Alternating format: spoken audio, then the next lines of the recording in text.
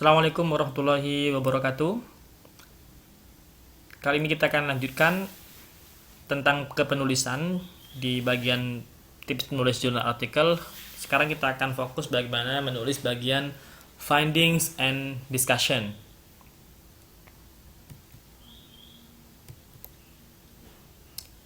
Oke, kita mulai dari apa yang seharusnya tidak dilakukan ketika menulis bagian finding and discussion ini.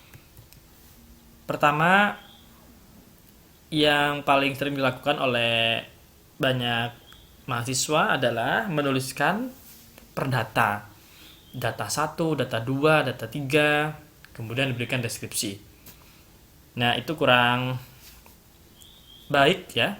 Jadi sebaiknya dengan presentasikan temuan kalian per data. Yang kedua, hanya memberikan deskripsi saja pada datanya. Nah, itu juga kurang bagus. Jadi bagian result atau finding itu kita memberikan hasil temuan itu atas dasar pertanyaan penelitian yang sudah kita buat atau tujuan yang ingin kita capai. Jadi resultnya misalnya kita bertanya atau ingin mencari tahu apa tipe-tipe politeness dalam dialognya opera Panjava misalnya ya. Sehingga temuannya harusnya memiliki temuan tentang tipe-tipe itu. Kalau research questionnya 2, maka temuannya lebih kurang akan ada 2. Lebih kurang ya. Nanti bisa berlainan karena apa yang ditemukan bisa jadi lebih atau lebih sedikit, lebih banyak atau lebih sedikit daripada yang ditanyakan di awal. Tapi point of departure-nya dari mana kita menuliskan result itu berangkat dari research questions atau objektif. Nah, gimana teknis sekarang? Selanjutnya kalau sudah ketemu datanya, hasilnya, maka kita memberikan deskripsi pada data yang sudah kita temukan atau temuan tersebut. Kemudian kita berikan analisis. Sehingga jumlah temuan itu ya lebih kurang hampir sama dengan jumlah pertanyaan yang kita ajukan di awal. Jadi berangkat logiknya adalah dari research question atau objektif. Sehingga penulisan per data itu kurang tepat. Sebaiknya per research question. Misalnya ada berapa, bagaimana, maka jawabannya kira-kira kan seperti itu. Karena yang ingin ditanya adalah apa, bagaimana misalnya. Sehingga tidak yang lain, tidak per data. Bagaimana dengan discussion? Maka di discussion itu kita perlu menghadirkan dialog akademik, yaitu dengan mendiskusikan temuan yang sudah kita temukan tadi. Jadi temuan yang sudah ditemukan tadi baru didiskusikan. Kalau baru memberikan deskripsi pada temuan atau menganalisis temuan tadi, itu baru pada bagian result. Discussion itu jauh lebih banyak dari itu, karena kita perlu menghadirkan academic dialogue dengan mendiskusikan apa yang sudah kita temukan. Dengan apa didiskusikannya? Bisa dengan teori. Misalnya tadi kan ada bagian teori di bab sebelumnya, sehingga kita diskusikanlah apa yang kita temukan dengan teori yang ada. Bagaimana teori mengatakan apa yang kita temukan. Jika tidak, maka bisa dengan other studies. Apa yang orang lain sudah katakan mengenai topik yang kita kaji, khususnya yang kita temukan sekarang.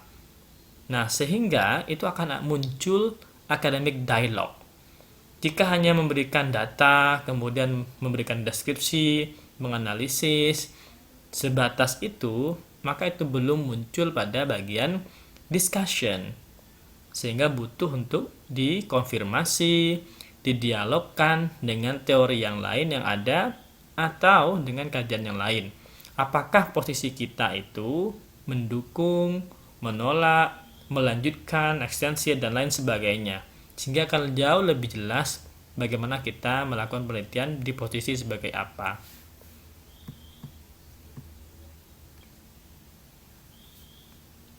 Oke, sebagai contoh misalnya ini ada penelitiannya seseorang membahas tentang English as medium of instruction dan content comprehension. Kemudian dia menghadirkan result ini. Jadi kalau kita lihat di bagian result, kemudian apa hasilnya? Karena dia ingin mencari bagaimana efek penggunaan AMI terhadap content comprehension, sehingga dia memberikan tabel-tabel. Kurang lebih result itu seperti ini, kurang lebih. Jadi bisa berupa tabel, bisa berupa data, bisa berupa subpoint sesuai dengan research question kita. Ini adalah bagian result. Oke. Nah, bagaimana dengan discussion? Saya akan bukakan contoh yang lain. Nah, discussion itu jauh lebih banyak. Ini contoh bagian diskusi yang menggabungkan jadi satu dari sebuah book chapter, misalnya tentang English and National Identity. Kemudian dia membahas, ada datanya, kemudian langsung jadi satu. Jadi kadang-kadang ada bagian yang membahas finding and discussion jadi satu bab, atau finding sendiri, discussion sendiri. Tapi yang pasti idenya adalah discussion itu mendiskusikan temuan kita dengan teori yang ada atau kajian yang lain yang relevan. Nah, jadi pasti akan ada dialog akademik. Cara mudah melihatnya bahwa itu ada dialognya, akan ada argumentasi. Apa yang kita temukan dan bagaimana researchernya memposisikan. Sehingga dia pasti menghadirkan pemikiran orang lain, kemudian dibenturkan dengan pemikiran yang ada atau temuan yang sedang ditemukan. Baik, begitu caranya untuk menulis finding discussion. Selamat mencoba. Thank you and good luck.